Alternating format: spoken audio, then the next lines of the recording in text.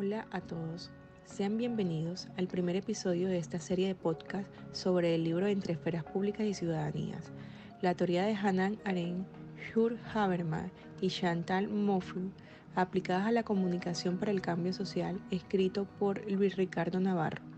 Hoy analizaremos el capítulo 1, la esfera de lo público desde Hannah Arendt, una propuesta de ciudadanía política. Desarrollaremos una entrevista a Lady Urquijo, abogada especialista en Derecho Público, y a un invitado especial. Mis compañeros Joan Donado, Angélica Orozco, Karen Olmos, Natalie Rodríguez y Angie Herrera, mi persona Alison Tabernet, reflexionaremos acerca de estos postulados. Esta obra presenta un análisis de los principales elementos que caracterizan la comunicación para el cambio social, tanto transformadoras de las relaciones sociales como liberadoras de los sujetos. Se busca la autonomía y el empoderamiento humano. Asimismo, define la comunicación como un proceso social que tiene como objetivo la apertura de espacios de diálogo y reflexión y la construcción de una ciudadanía política desarrollada en las comunidades. Como nuestra invitada especial, la profesora Dinellis Arias, accedió muy amablemente a respondernos las siguientes preguntas. En el libro nos muestra la figura de una ciudadanía plural, diversa y dialógica.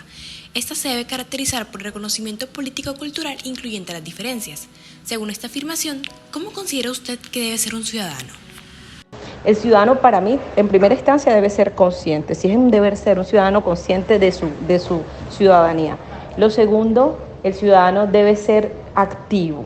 O sea, yo no creo que los ciudadanos, más allá de que nosotros, por ejemplo, yo soy muy cuidadosa cuando intento asumir una postura política frente a mis alumnos. Un ejemplo, digamos que yo no lo hago públicamente, evitando o procurando muchas veces no incidir en el pensamiento de otros, pero al fin de cuentas, ¿qué? Digamos, yo creo que nosotros sí deberíamos tener la libertad de asumir posturas, de defenderlas, y los ciudadanos deberían ser o estar en la capacidad de ejercer libremente el lenguaje para defenderse y defender lo que es de todos.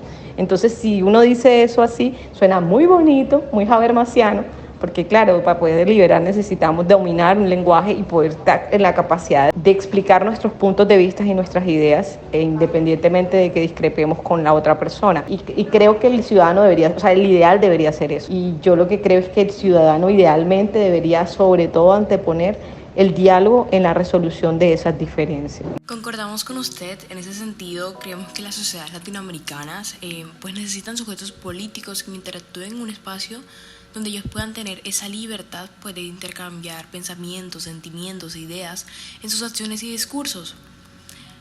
Como bien lo plantea el libro, debemos reconocernos como sujetos libres, autónomos e iguales desde la pluralidad. Siguiendo los postulados también pues, de Hannah Arendt, ella plantea que se debería rechazar cualquier tipo de idea que busque una verdad absoluta, una sola realidad. Así que, ¿cree usted que el absolutismo, el totalitarismo y la esfera privada son necesarias para la sociedad? Los totalitarismos o los absolutismos, sin yo ser pues experta en política, porque pues eso tiene sus definiciones técnicas propias, se apoderan de los diferentes modos, medios e instrumentos de comunicación que tienen las personas. Entonces, lo que yo no creo que deba existir en una democracia real es la ausencia de espacios de diálogo y de deliberación. No solo de participación, digamos, de la famosa democracia representativa, sino no, debe haber realmente posibilidad de diálogo, de disenso. O sea, ningún absolutismo desde mi punto de vista sería sano, ¿verdad? Entonces, y creo que las esferas públicas, que también vendría siendo otro concepto como, no problemático en un mal sentido, sino cuando digo problemático o escurridizo o intrincado, porque pueden ser hasta sinónimos en algún punto, es que no los podemos definir sin entrar en un debate tanto teórico como de posturas o de mera doxa. O sea, no podríamos definirlo de una única manera, a menos que necesitemos esa definición para algo en concreto. Entonces, ya, o sea, digamos, por ejemplo, quienes consideran que la opinión pública son importantes hacer encuestas, entonces tendrán una forma de denominar a la opinión que funcione que instrumentaliza ese concepto para utilizarlo para referirse o para pretender medir eso de la opinión de la gente. Okay. Voy a hacer un sondeo, entonces voy a hacer no sé, la encuesta, la última encuesta, pero digamos que eso no quiere decir, o sea, ya se ha probado porque hay varias teorías que eso no nos habla de necesariamente del sentir ni de la libertad de la gente. O sea, el hecho de que la gente utilice redes no quiere decir que sea más libre para participar en democracia o que tenga más, ¿ya? Entonces también hay un asunto allí, vuelvo y repito, yo no creo, desde lo poco que conozco, que ningún absolutismo quiera que la gente piense por sí misma o tenga posturas, digamos. Yo creo que el asunto de lo político pretendería eso.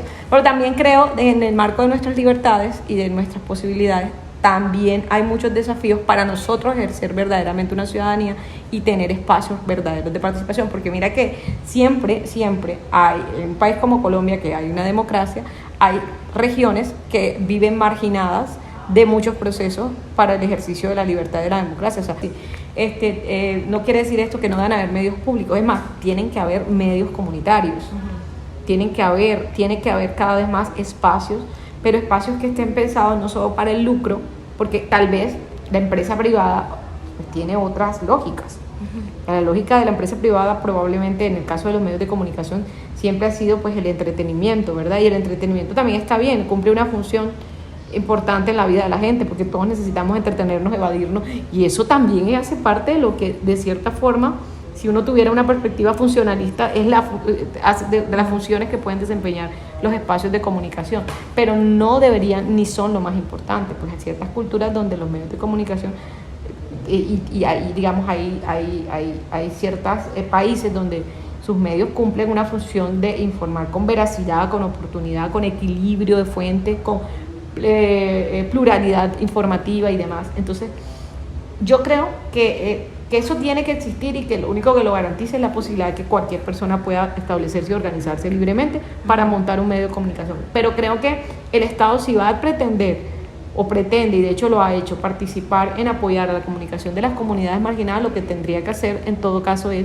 preocuparse porque esa misma comunidad pueda contarse sí y conectarse desde la inversión social. Hannah Arendt, en su texto La conducta humana, toca 3 categorías que son centrales en su pensamiento. Estas son la política, la libertad y la comprensión. Se entiende que la política es una construcción grupal que nace en la deliberación, la libertad y la autonomía de los seres humanos. La política en Arendt no es pensada como algo que es parte de la esencia de los seres humanos, sino como un espacio de relación, como algo que está entre los humanos, no en ellos mismos, sino en el medio. Ahora bien, nos encontramos el día de hoy con la abogada especialista y magíster en Derecho Público Ladis María Urquijo Ardila, la cual muy amablemente accedió a responder unas preguntas. Señora Ladis, ¿considera usted que para que haya política debe haber libertad? Hola Natalie, bueno, ¿qué te digo? La política es el arte mismo de gobernarse. Ya lo decía Platón, pues que el hombre es un animal político, es decir, que no puede estar aislado del tema político refiriéndonos a la forma como nos gobernamos, no a la politiquería o al tema de partidos políticos, ¿cierto? En ese sentido, debe haber libertad para que pueda existir una verdadera política, debe existir libertad entre los individuos, obviamente que esa autodeterminación que tenemos los seres humanos para elegir a nuestros gobernantes mediante un acto político, ¿cierto? Debe ser autocontrolado también y controlado por el Estado. Es decir, no puede haber libertad absoluta ni tampoco puede haber restricción absoluta de derechos y libertades. Muchísimas gracias por tu respuesta, señora Ladis.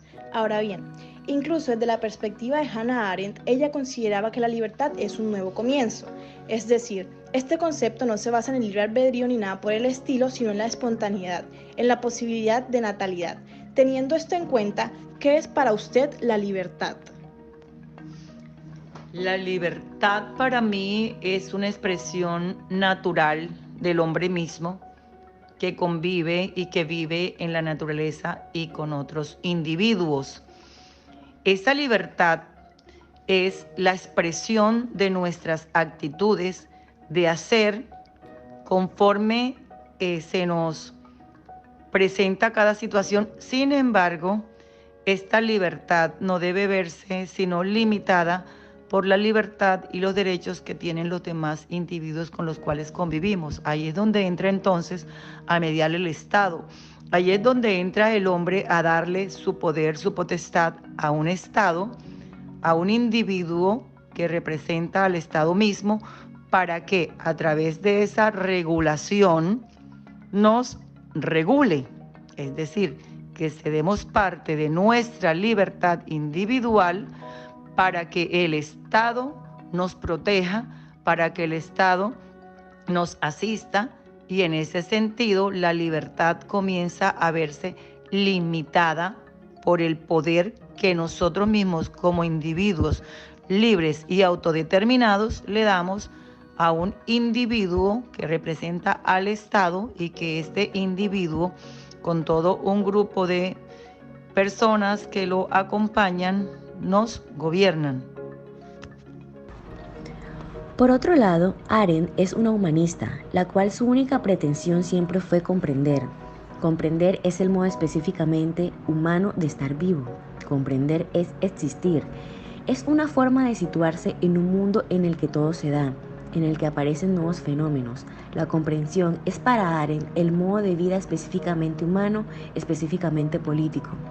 Ella plantea que la política necesita un cambio.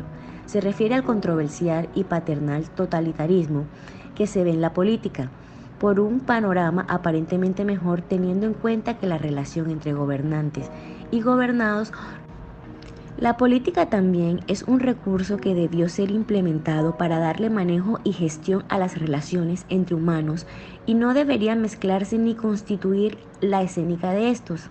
También debe ser entendida como ese pensamiento o incentivación que tienen las personas hacia lo social, es decir, entender la política como una relación entre sujetos libres e iguales para construir un mundo común y justicia social. Para finalizar el primer capítulo, La esfera de lo público, desde Hannah Arendt, una propuesta de ciudadanía política abordada desde el pensamiento arendtiano, alejado de los absolutismos y totalitarismos que destruye la pluralidad del mundo. Se observa cómo la acción política, a pesar de ser un acto complejo, es plural, y a través de esta se encuentra la libertad, considerada como plena expresión de la acción humana. Esta condición política no es entendida como una relación mandato-obediencia, sino que por medio de la participación e interacción de los sujetos en los asuntos públicos se logra configurar la libertad. A su vez, se mencionó la esfera privada, conformada por la labor y el trabajo, la esfera pública con la acción, y estas son dimensiones que conforman la vida activa, entendida como ese impulso de los seres humanos a reunirse y relacionarse con otros. Por otro lado, vivir en la polis, organización, y ser libre eran uno mismo, puesto que para vivir la polis, el sujeto no debía estar sometido por otros ni someter a otros. La finalidad de Arendt como humanista siempre fue comprender, puesto que este es existir, e inicia desde el nacimiento hasta la muerte de cada persona. Por comprensión tenemos como resultado el significado, y este se produce en el mismo proceso de vivir.